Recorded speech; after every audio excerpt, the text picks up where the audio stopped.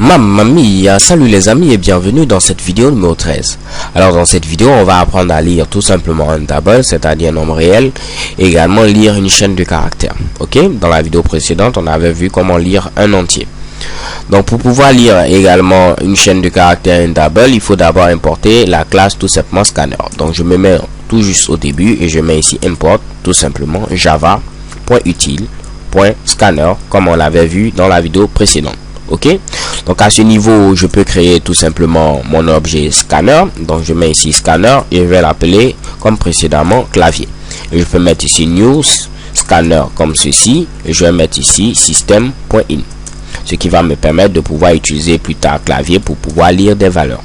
Ok, donc là si je viens tout juste en bas, je peux demander à l'utilisateur d'entrer ici un double, donc un réel. Donc je mets ici system.out.print comme ceci et je vais mettre ici entrer un nombre réel.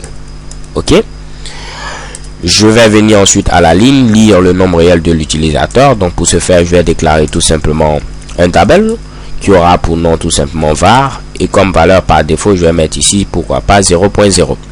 et je pourrais dire que au niveau de var, je vais recueillir ce qui va être tapé au niveau du clavier, et vu que ce sera ici un double, je dois mettre ici, comme je vous l'avais dit, next double comme ceci. Ok, donc à ce niveau, qu'est-ce qui se passe? Vous voyez qu'à ce niveau j'ai ce petit Mitsubishi qui apparaît. Si je tente de survoler, qu'est-ce qui se passe? On me dit tout simplement qu'il faut que je modifie ici ce Mitsubishi avec statique. Alors les gars, croyez-moi, je vais vous expliquer également ceci par la suite. Statique, pourquoi? Parce que j'ai mis ce Mitsubishi à ce niveau, je ne l'ai pas mis ici au niveau de ma fonction. Ok, si vous avez remarqué dans la vidéo précédente, j'avais tout tapé ici.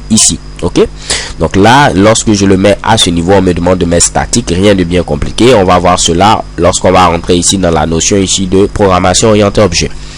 Pour l'instant, comme je le dis toujours, faites-moi confiance et vous verrez par la suite, cela va devenir très simple.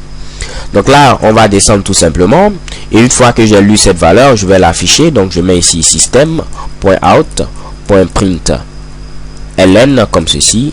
Vous avez tapé, et je vais mettre tout simplement ce que l'utilisateur a tapé, c'est ici var. Parfait.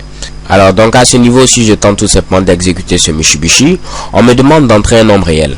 Ici je vais mettre 25 qui est bel et bien un nombre réel parce qu'un entier est un réel. Donc je valide avec la touche entrée et chez Kebam on me met vous avez entré 25.0. ok, parfait. Jusque là rien de bien surprenant.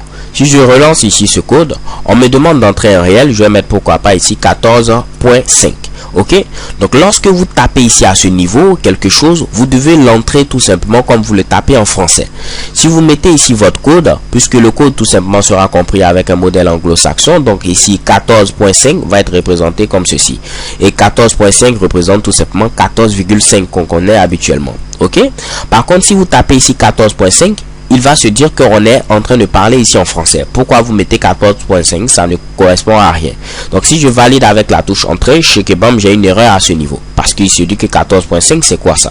Donc lorsque je relance ce Mitsubishi et je mets ici 14,5 cette fois-ci, oh là, je comprends ce que tu dis, 14,5 c'est raisonnable. Je valide avec la touche entrée, chez Kebam vous avez tapé 14.5. ok, donc lorsque vous faites vos tests, essayez de faire ici cette petite nuance, sinon vous risquez d'avoir de belles surprises.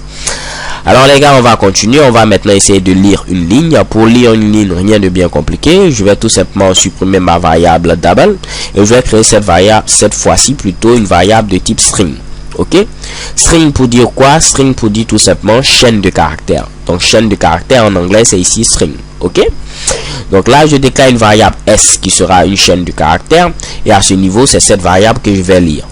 En lieu et place de mettre next double, comme je vous l'ai dit, si on veut lire une chaîne de caractères, on met tout simplement next line, et je pourrais mettre ici vous avez tapé tout simplement s comme ceci. ok, donc là je déclare ma chaîne de caractères s. Donc pour déclarer une chaîne de caractères c'est string avec s majuscule, je le répète. Je peux lire ici ce que l'utilisateur va taper comme texte et ensuite l'afficher. Je lance l'exécution comme ceci. Oh là là, j'ai laissé entrer un nombre réel. Je vais enlever ce Mitsubishi. Je vais mettre pourquoi pas entrée du texte pour que ce soit beaucoup plus cohérent.